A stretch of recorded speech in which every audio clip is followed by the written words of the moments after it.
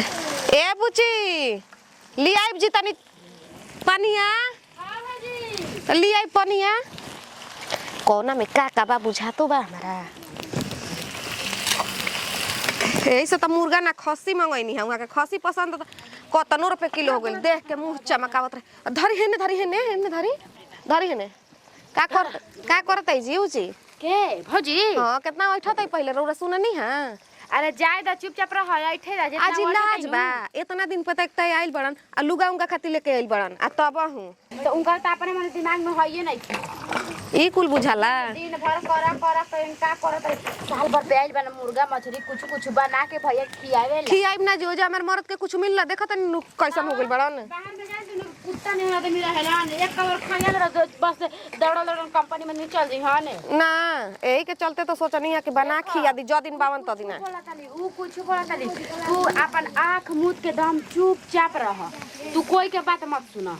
भाइयों के बाद चुपचाप रही तो वो ना बोल। अभी तो हम चुपे रहम खाली चल जाए दी ना ऊ तो बोलते नहीं खन ऊ कुछ बोली हन जी ना तो छोड़ द मत बोले द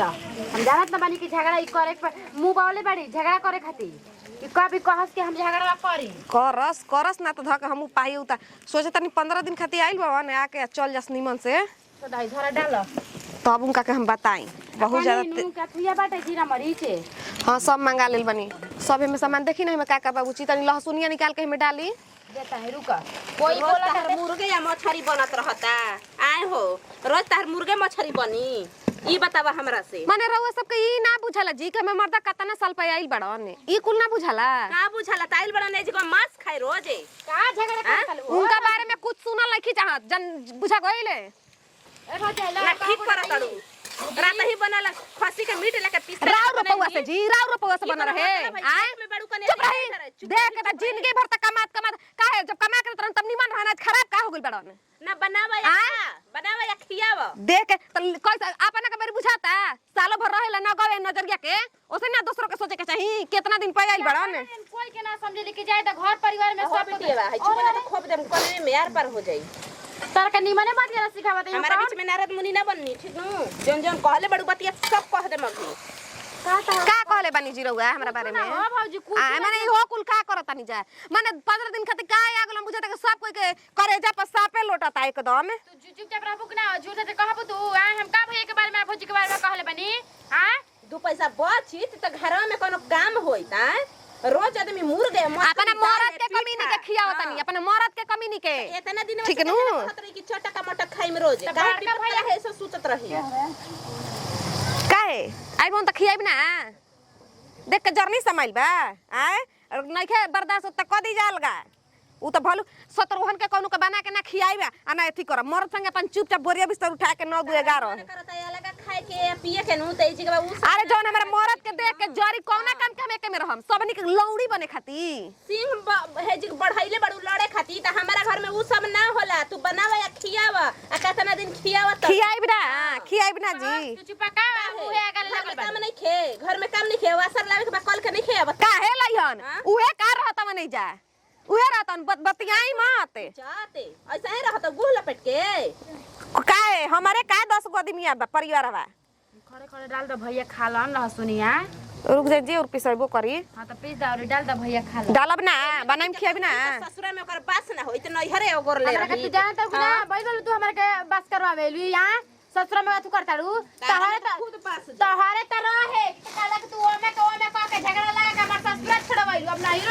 नैहरो का से तू के छड़वा देही अरे एनी के पारे पाइप जी सब नारद मुनि बनल बैसन देख के जरही होली ओने के बात ओने कह के तू करवा देली और पार पाइब घटे चुपचाप रह इनका तो सोचे के चाहिए कि चलो कितना दिन पता आवेलन रोज रोज तैयार रहे के नहीं खे पैसा कमा के भेजते बमन सही सब हो जाता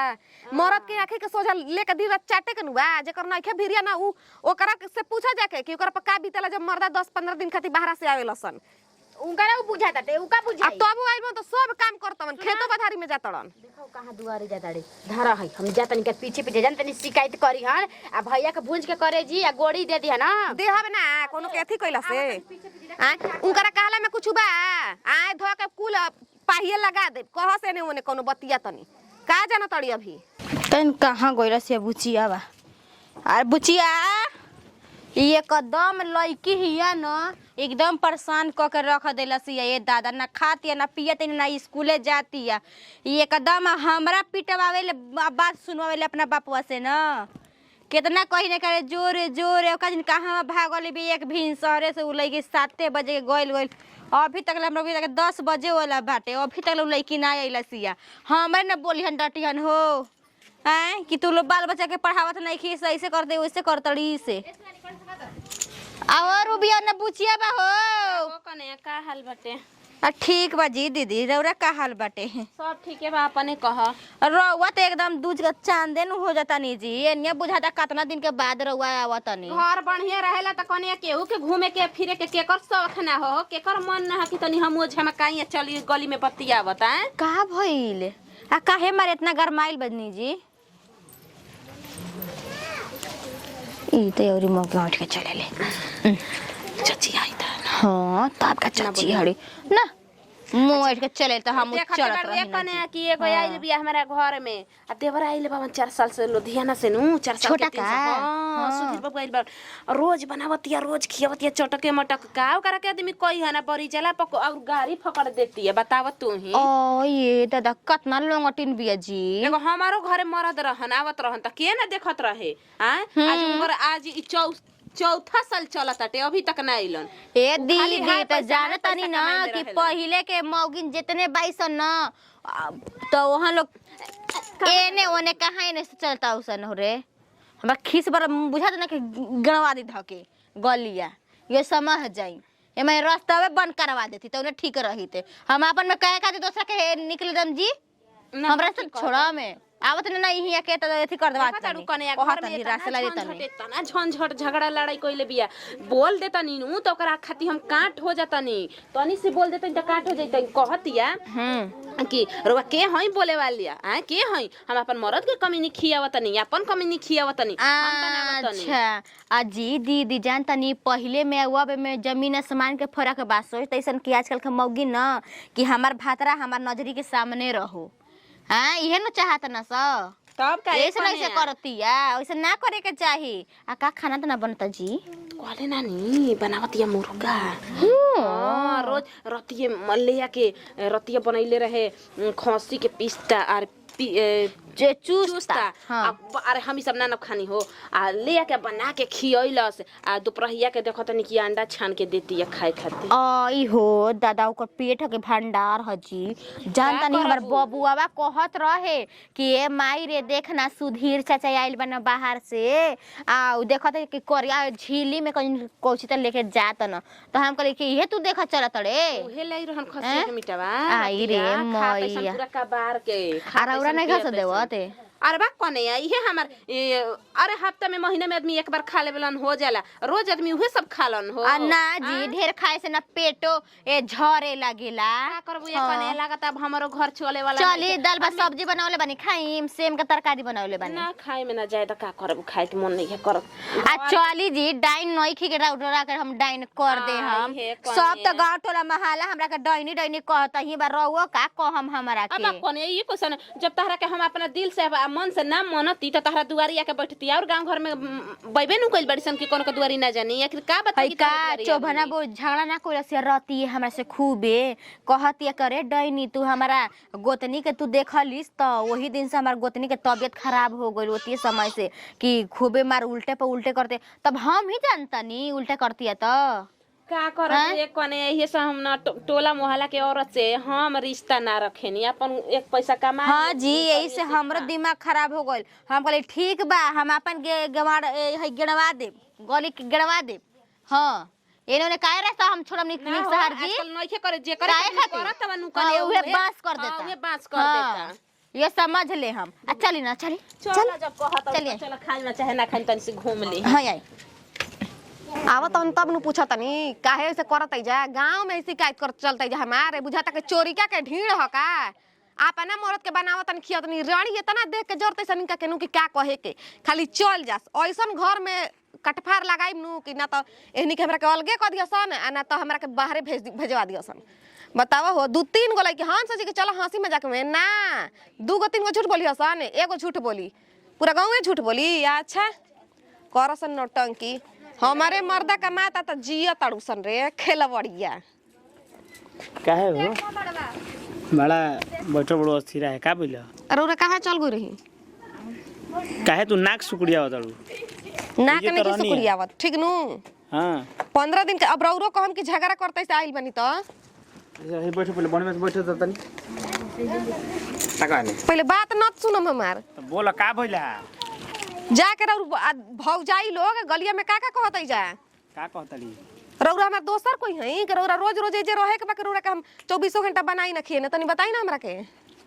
और तनी बांध है क्या और अभी बुझात हमरा नहीं और तनी पूरा बुझात नहीं खनु त रौरा के बनावत खियावत नहीं त देख के जरतई जा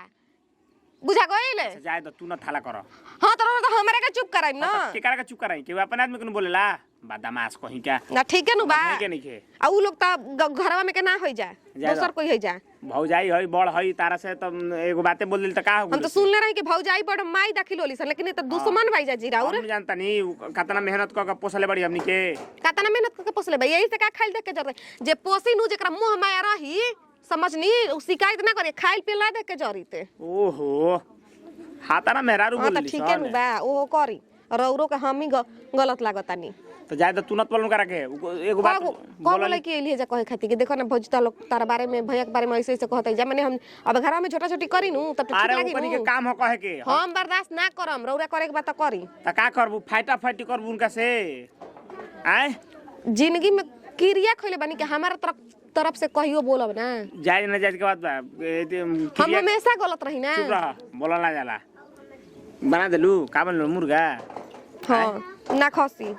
खसी बनले बड़ू दरोरा के उहे ना निमन लागी त उहे ना बनाई बोला ले तो चुस्ता बा छे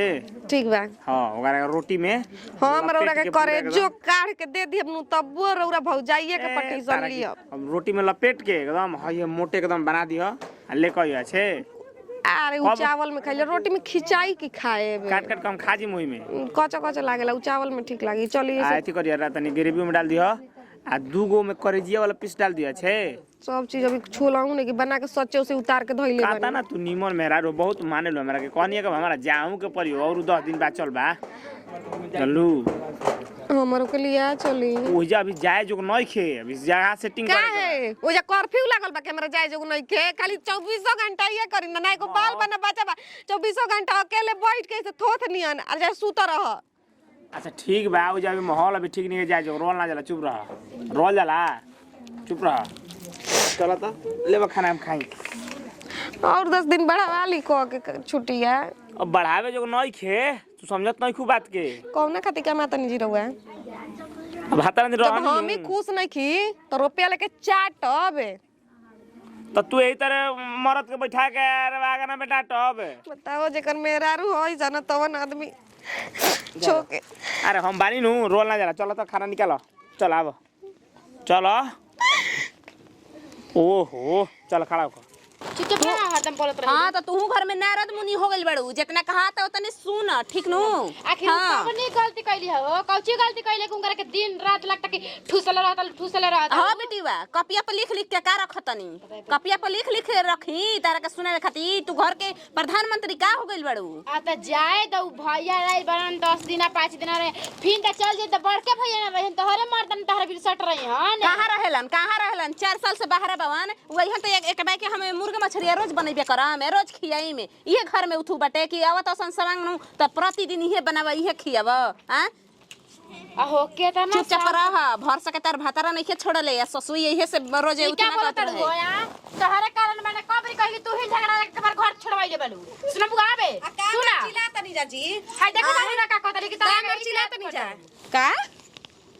का मैंने कटवास लगा के धइले बानी हमरा मर्दा के देख के हां त अभी बन गइल नु अब शाम के ना बनी कुछो ना बने के चाहिए जी जब रौरा के ना बनावे के कहतनी ना रौरा से पैसा मांगतनी ना कुछ हम अपना मर्द से मंगवावतनी बनावतनी खेत राउर में काहे फटता आह दादा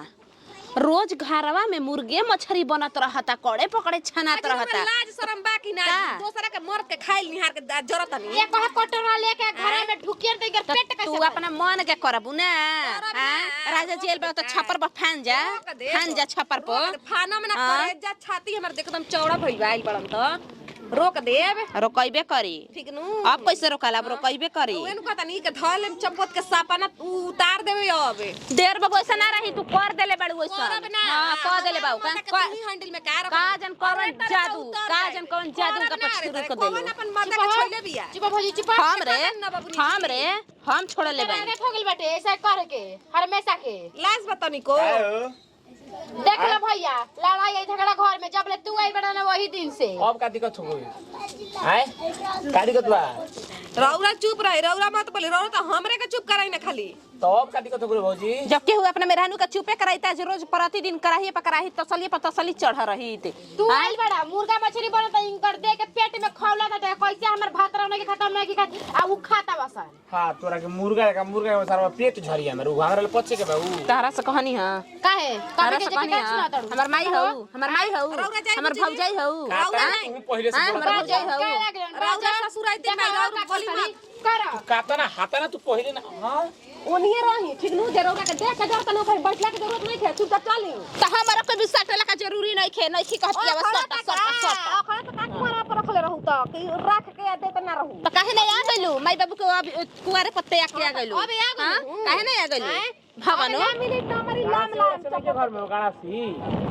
आए का हो जरासी एक जनी गाड़ासी ले ला एक जनी कुदारी ले ला निमन से फरिया ला लो हां तो इहे रहिए गइल बा घर में अब इहे रहिए गइल बा काटा काटा वाल के अब धंधा चल गइल बाटे हां गाड़ासी ले ला लो हां देखा हो ना तो कहलो हम टिकिया वाला बंदूक से गेने तेरे दाग दी घर में रोज ना होत रहे काम धाम रोज काम धाम ना होत रहे बर्तन मांजे खातिर पटीदारी होत रहे अयो अब तो लगता बाप रे बाप कहाँ के झांसीरा नियल बड़ी रोज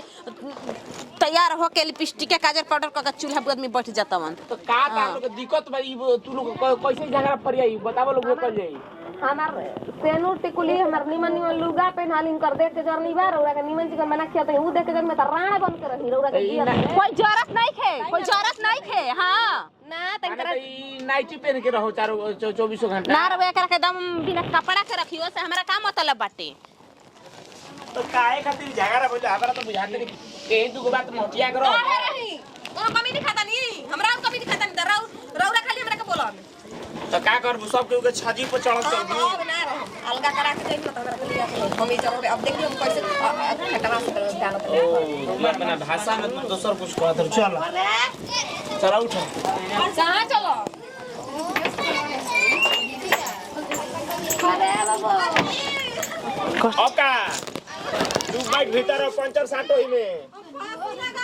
हासी अब हे जाई नु तो ये मारदा वही में तारे के दम भर आय पूरी बनी के रोटी बनी आ पूड़िए बन जाई हो तनका ओहो जल्दी जल्दी सनाते नहीं खीर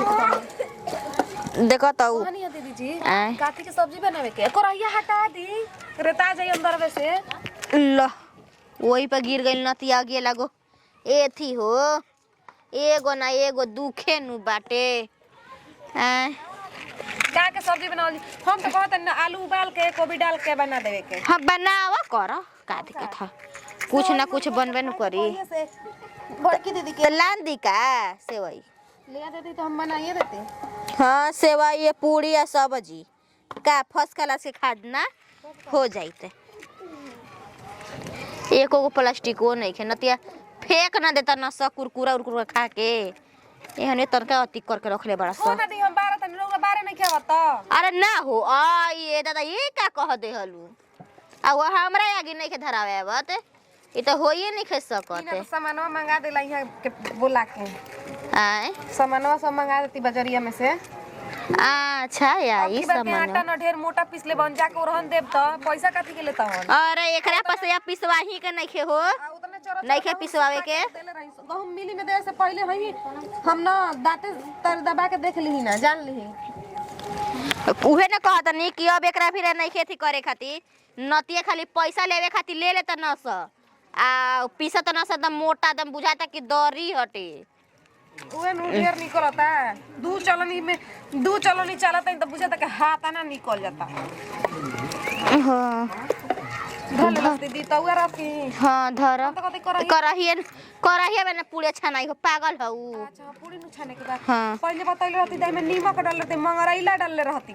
आई थे नहीं हो पहले सुना ना बुढ़ाऊ खातिर पहले रोटिया बन जाई ठीक बा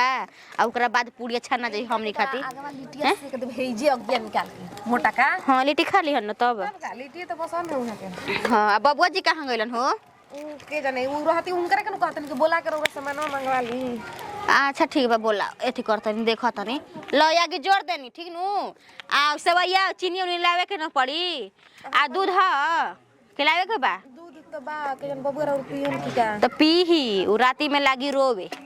तो एथी करतनी ठीक नु आधा किलो दे तो हो जाई आए अच्छा ठीक बा हाय देखा तो कोई चिट्टा चमचा का हो भाई चल हम जाते निकने ठीक नु ठीक बा लेके आई सामान हाथ मनी हम बाप रे बाप दीदी जी तो गोई निहाल हेली मार देनी फूलत रहू तब एकरा के बनाओ तले आ सेवैया तो हइए नहीं खेतले मन तो कहता कि सब्जी चीर के छमा कर दी साला लकड़ी आता ना डिस्टर्ब करके धइले रहता नु कि का हम कही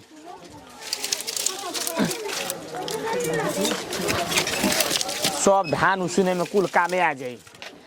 अभी चिमनी में अभी लगावे के बाटे लकड़ी भी कातना भी जुगाड़े के बा भैया हां कनी किलो सब्जी बनाओ त नु सेवैया ला के जाके सेवैया ला दो सेवई बनिए बेरा हां सेवैया साथ पूरी उड़ी कहते जे बनावे क्या त देख निकालने भाई जा अच्छा बिना मान मतलब का सुबह ना हो त सांझ हो गेला लकड़ी तू करता ल सोचनी कि क दिन ठीक कहते छोड़ा हटाओ बाबू जी कहला उनके काका लगे काल जाके ना गेड़ा आज ही गेड़ा ई बैठ ई कहनी है तो ई काहे बेरा सेवई बनी रे अरे उजन के खाए के मन करता हो हां सेवई हां सेवैया पूरी कहते जे बनावे के ई ना के खीर बना दे बेला फिर जब पूछब का उजन के विचार पे दूध बाटे अब का बने जा का ना बने जा बूढ़े जानी ना जाना सेवई किने कर पड़ी खीर नयका चाउर के बना दे एकदम भका भका सब लोग खा के एकदम मस्त हो जी ऊ तो हमू कहने के भौजी जा नाई का चाउर बाटे का मौजे का काला को खीर बना दे तू जा अच्छा लगते तो कहती है कि ना ये बुझी जा भैया जन कहन त हमने नुकानी के जा तब देख ल का बनी का ना अपन देख तक लिया आ आलू नहीं के आलू ले दे ओकर बाकी भुंजिया तन की रहला त तन के ठीक ना लागेला नून गहरे जा जा एगो बात बताओ हमरा के तोरा के हाथा ना निमन बात के सिखौले बा के सिखाए अपन ससुरा में सिखल बनी हो एने बीच तोर बहुत मति गति बहुत तनी तेज हो गइल बा अरे का करिए भैया ये जेक रही त अपन दुलार प्यार पावत पावत का आदत हो गल त खाना पीना ना बनावत रही अब गइनी हो जी त आदत में हो गल बेटे सब काम धंधा करे खातिर बताओ तो यहाँ का खो दबे सबसे अरे ना हो छोड़ हटाओ हां भौजी अच्छा हां जाओ जा बोला भौजी कहताड़ी जगी सेवैया लेवे के त हेजी गो बैठल बाड़ू कहाई ल भैया के कहे के त के हेजी गो बतिया पतन कुछ हम भैया ई एनु बतिया कहतिया तू एकदम लागल मगध एक्सप्रेस लेके एकदम हबर हबर करे वो त खिसियात न बैसन हो बेटा के जाते नु बानी भैया हां तवन खीर बनावे के जाई अब बनवाई खीर वो ऐसे खिसिया जातै के चार बार मशीन का आदमी भइल बा एकदम कहतैसन कि केहू कहता कि चीनी में के चाय पियम त केहू कहता कि दूध में देखो जमाई मारती है पियम में केहू कहता कि अदरक में के पियम त 10 किस्म के जिगवा के जन कौन प्रकार का आदमी खाना खाला तो एक प्रकार के चाय बनी उहे सब के उपी है जे ना पी अपना प्रकार के बनाई बात खत्म काहे खातिर कौन बात भइल छोटकी ना पिएले उ नींबू में के पिएले तो नींबू वाला पीही वो अपन बनाई अपन पीही नींबू वाला पीही कि मुसमुनी वाला पीही कि ढिलमुनी वाला पीही अपन पियत रही बना के ई कोनो बात ना भइल रोगो त हम लेख के ओ भैया हमरा इने के कि का भइल बा घर में कुछ नहीं खे धान ले दौलत ले सब बनल बाटे काला के बनाही में जाने के दिक्कत पड़ता हो ठीक कहत हम ले आवतनी हम ले आवतनी अच्छे जा जा जा अब जाके कनी के डाटा मत ओनिया वो डांटे लगलन बिना मान मतलब अरे वे के दीदी के कह दे तनी कि मांगो तड़ी जा उ हमरा से छुपे कहला अड़ी जा कि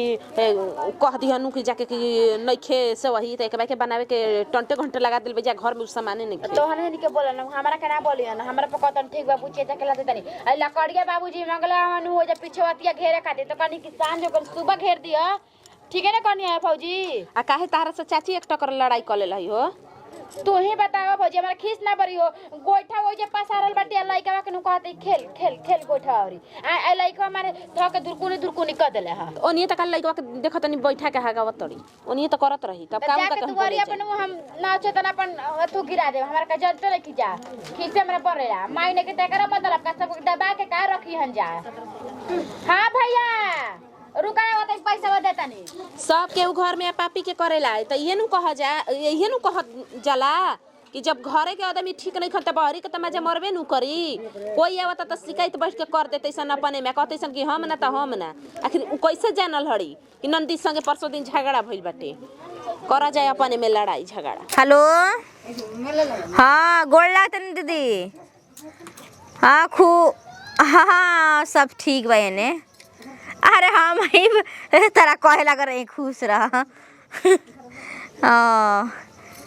अरे का कर भी तन का मन एती हो जाता टे। हाँ का हबा न सब बबुआ ने के काला बतिया तो भौजी दीदी या द तन बतिया यार होई देखो तो द पागल निका जी हमर दीदी से करौआ का बतिया काहे मैंने हम समाचार ना कले भौजाई न होई। धरी हेलो हाँ खुश रही लो दीदी से हमर गोड़ लगवा लेनी जी। अब उहे के लागत तो हम का कही। अरे भौजी बोला तरी काहे के गोड़ लगवली है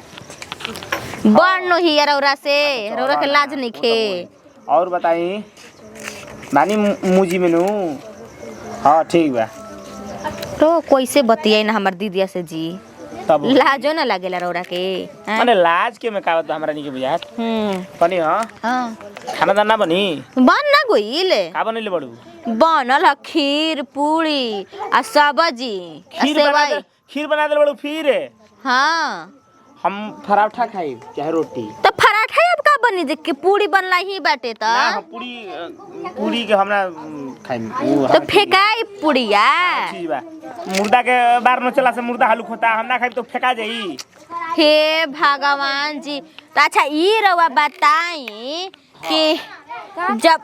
पूरी छनाइल बाटे तेले में आ तेले में पराठो अबे होई तो रोटी बनाना दो का करे के बा रोटी कोनिया बनावे के ये तो कोनिया अरे टेंशन मत कर दीदी हम बना दी। तू हे त हो कन्या खानावा एथी बनी त उ फेकाई जौन बनल ह खानावा। हे तर घूम के ऐसे बैठा खाना जौन बनल ह त फेकाई आए जौन खाना बनल ह उ फेकाई। अब ला मैं हम ना खाई तो फेका जाई। ना दीदी तो छोड़ दी हम सुबह खा लेम बाकी हां बना यहाँ तो बहुत सुंदर विचार बा ई भइल बात है ना फेकाओ खाना सुंदर विचार बना खा जे ना खाली एगो सुंदर विचार करे खातिर सीख ले मन उहे एक बातवा मार रटले बनी। हां हवा का नाम खीर के फेंक देले बा हो। अब ला बबौनी खात रहस। हां भैया कहत रहन को खीर बनावे के तहन बिना मान मतलब के फेकल करा जा। अरे तो तोरा उठा ना देवेला काहे का हम उठाई हम आइल बतावे त ए करे लेखा लड़की झगड़ा लगावली सो घर परिवार में देख हम झगड़ा आ जाए दी का हो गई अब लइका है बना से गिराइए देलन से ते ओइलिया से पाहुर पुड़िया पहुंचावे जा ना हम कहे आई नहीं हां का भइल हो ए दीदी उल्टी लेखा मन होता जी। बस उल्टी जैसा दोसर नया बात नहीं खेनु हो। चला पहुंच गइली मदनपुर त का पहुंचम नहीं आ और कुछ खाए के मन करता आ झारखंडो का पहुंच गइलू कुछ खाए के मन करता त का चुप रही खाए के तो ढेर चीज मन करता का इहाँ के बतैले नहीं थी। अरे हे तू करी जा हम जाबू का है हटी जी सड़िया को बुझाता कि बैठ गई बनी। ए रुका मिठाई के ऑर्डर दे देता नी विक्रम भीरा पाँच। ओहो देखा भौजी का कहता रे मिठाई खाई के तो लागत मारब एक थपक फेकाज बुरे भागना त ये कुल बतिया तो बात तो बादामास को ही क्या तक नया समाचार रखे वाला बटे ऐसे कहना भौजी तुम कहता रही हो मीठे मीठे पेट दुखाता सही से बताइए भौजी तुम ई बहुत नहीं के बोलत हो अब राउर भाई ने कन्या हां का करो तड़ू जा बैठ के हो कुछ नहीं खियावे के नहीं खेले जाके का त भूखाइले बानी कहा तनी रोटी बनावे त बना दे बोलो तू पूरी छा दे पूरा खाबू लोग जान रउरा जाता आदत नहीं बना देता जी धनिया के चटनी पिसाला त टमाटर के खाइम टमाटर के पिसाला त छेमी के खाइम के जानी लइका ना नुकुर के कवना त हमारे से पूछ के न बनावे के चाहिए। अब हमार पेट दुखाता तू बुखार के दवाई लेके आ जा त खा जाई हम तागे बुखारवा के पता ही नहीं तबे न कोई लेके आइले हनु तू लोग अपने से फिजिशियन बन जालू लोग। तू अपना से बन ला कि हमनी के बने नहीं जा हां हां का करता रहो हाता ना तोर बुद्धि ना चलत रे बहुत तेज हो गेल बस पहले ई से बेटीवा के त बोले का सहूरे नहीं खे चुप केकरा बाजी कैसे बोला जितना जाला नु हमार सास ससुर मान जान कर लेनु तितना तो हानि का हमरा का कर बजा हो तब का कहती भैया भैया कह के देही पे चढ़ा रहलू का जाके सास ससुर ले बतियावेला का करब कितनो भइयो त भैया भौजी ने बावन पापा सबसे पहले तहने जन के खोजी ना आहो कन्या चक्कर की उठुआ कहां बा हो का हो लोटवा माज के धइले बानी ओ बर्तनिया वाला में। बहुत सुंदर विचार बा का कहत लू कह ए फेंक देबो ले जाके ना भर कनी गड़गी में। ए रारू हीरा हिया त हीरा हिया तबे नु आज घर संवरल बना त हाँ। बिलगा आदमी हो गई रहता। बताव त बहुत सुंदर तोहरो विचार बा अच्छा हम समझते हैं बतिया बजा जा जहां जा मार देबे एक थप्पड़ की फेंक देबू ना जाता नहीं नेटा एके झाप में का तू लंथन का कहत रहलू ह हैं का तो कहत रहलू उल्टी होता दू काज ने कपार बथता कि दू गौड़ भारी बा ना कहीं बुझाता कि फेनु सोच बताई ना रोगा नहीं के का बताओ कहनी है ले तनी एगो किट जांच ले छे 9-6 हो जी कंफर्म नहीं कि अपना पास अरे शक लो। बा कोनो कार होगा के हमारा पर शक बा कि तारा पर हमारा पूरा हक बा बात बुझाता नु हां हाँ ले ले तनी एगो जांच लिए छे सुबह नु हाँ हाँ कोनो दिक्कत नहीं ले ले तनी जा चली खा ली अब जा चलो